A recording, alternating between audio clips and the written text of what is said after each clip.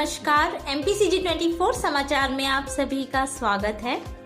उर्जांचल में क्यों हो रहे हैं मीडिया कर्मियों पर लगातार हमले? पत्रकार की जान इतनी सस्ती क्यों है? कब तक इस गलतफहमी में रहेंगे कि पत्रकार लोकतंत्र का चौथा स्तंभ है? MPCG 24 न्यूज विपिन सिंह चंदेल की रिपोर्ट। उर्जांचल लोकतंत्र के 4 स्तंभ विधायिका, कार्यपालिका, न्यायपालिका और पत्रकारिता है। स्वाभाविक सी बात है कि जिस सिंहासन 4 पायों में से एक भी पाया खराब हो जाए तो वह अपनी आन बान शान है। मीडिया की महत्ता को समझाते हुए अमेरिका के तीसरे राष्ट्रपति थॉमस जेफरसन ने कहा था, यदि मुझे कभी यह निश्चित करने के लिए कहा गया कि अखबार और सरकार में से किसी एक को चुनना है तो मैं बिना हिचक यही कहूंगा कि सरकार चाहे ना हो लेकिन अखबारों का अस्तित्व अवश्य रहे। मध्य प्रदेश के जिला सिंगरौली व उत्तर प्रदेश के जिला सोनभद्र के बॉर्डर क्षेत्र को उर्जांचल के नाम से जाना जाता है, जहां अनगिनत औद्योगिक कल कारखाने आत्मनिर्भर भारत की नई कहानी लिखने के लिए प्रयासरत है। उर्जांचल में कोयला, कबाड़, डीजल के अवैध कार्य करने वालों की सिंडिकेट हमेशा सक्रिय रहती है। सरकार किसी भी आए लेकिन इन माफियाओं के कारोबार पर कोई भी असर नहीं पड़ता। यदि कोई मीडिया कर्मी इन माफियाओं के चेहरे को बेनकाब करने की कोशिश करता है तो मीडिया कर्मी को इन काले कारोबार करने वाले माफियाओं के गुस्से का शिकार होना पड़ता है। पिछले 1 वर्ष का आंकड़ा उठाए तो ऐसा कोई महीना नहीं होगा जिसमें उर्जांचल में पत्रकारों पर हमला नहीं हुआ होगा। सत्ता और धन के नशे में चूर अवैध कारोबारी लगातार पत्रकारों को निशाना बना रहे हैं और स्थानीय प्रशासन मात्र रिपोर्ट लिखकर खाना पूर्ति कर रहा है।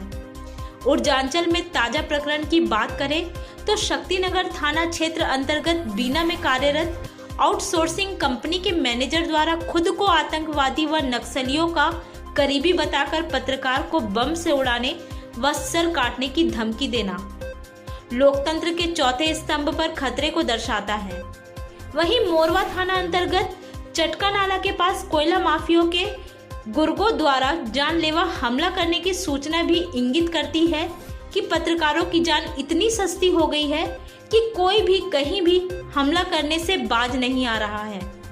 जब कभी किसी पत्रकार पर हमला होता है तो एक आध दिन पत्रकार संगठन इकट्ठा होकर हल्ला मचाते हैं और फिर सारा मामला ठंडे बस्ते में डाल देते हैं और फिर पत्रकार साथी एक दूसरे पर आरोप प्रत्यारोप करने से बाज नहीं आते हैं।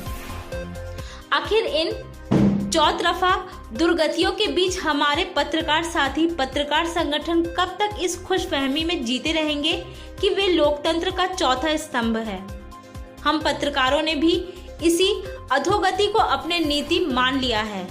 हम सिर्फ इसी खुशफहमी में जिंदा रहकर गर्व महसूस करते हैं कि सभी हमको लोकतंत्र का चौथा स्तंभ कहते हैं। नेताओं, अधिकारियों से दुआ सलाम है हमारी, बहुत पूछ है हमारी, जबकि हाल बिल्कुल उलट है। अपने हालातों पर ईमानदारी से गौर करके अपनी अंतरात्मा से तो पूछिए कि क्या हम यथार्थ में अन्य तीनों स्तंभों के आसपास में कहीं टिकते हैं?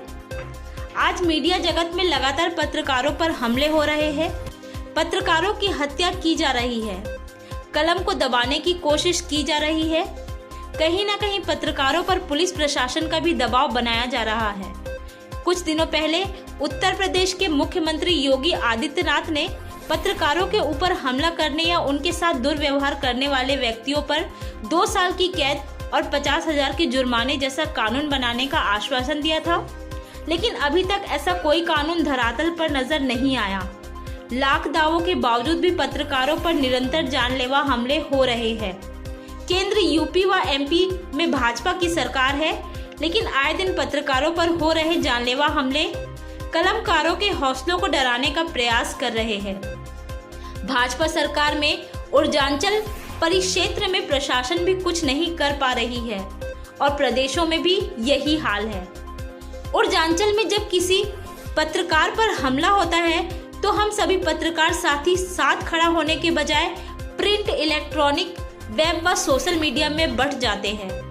कुछ पत्रकार साथी तो साथ देने के बजाय तब तक वरिष्ठ होने के दंभ भरते रहते हैं जब तक उन पर हमला ना हो जाए।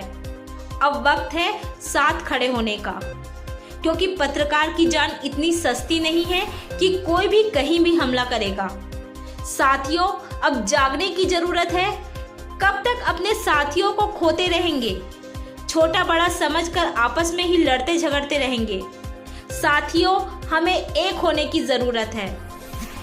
मेरा नाम सुनील कुमार सोनी है। हम फलिंग के साथ गए थे अनपरा गाड़ी का कोटेशन लेने, बेगानार का कोटेशन लेके लौटे हैं तो विवेक से बात हुई है तो बोला आ जाओ आश्रम पे चाय पिलाते हैं। वहाँ पे दूध मेरे सामने मंगाया है तो फलिंग गाड़ी से उतरा है, बल्कि एक बार फलिंग भी फ़ोन किया गाड़ी में बैठे बैठे तो फ़ोन नहीं उठाया उसका।